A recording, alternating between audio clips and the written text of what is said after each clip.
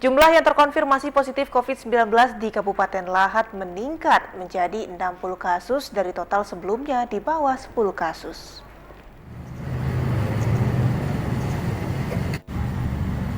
Kabupaten Lahat sempat masuk ke dalam zona kuning kategori wilayah penyebaran COVID-19 pada saat sebelum Lebaran. Namun setelah usai Idul Fitri terjadi penambahan kasus setiap hari hingga kini mencapai 60 orang.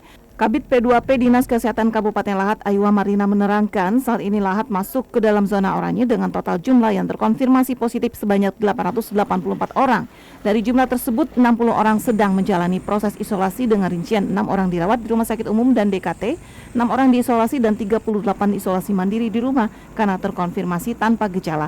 Sedangkan kasus sembuh berjumlah 771 dan meninggal 53 orang. Saat ini Lahat ada di zona oranye dengan jumlah konfirmasi positif itu 884 orang.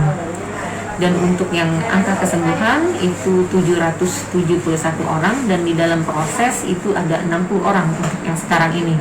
Dan dari 60 orang itu 6 orang yang dirawat di rumah sakit rujukan RSUD dan rumah sakit DKT, 16 orang dirawat di rumah isolasi Batai, dan untuk 38 orang lainnya isolasi mandiri di rumah.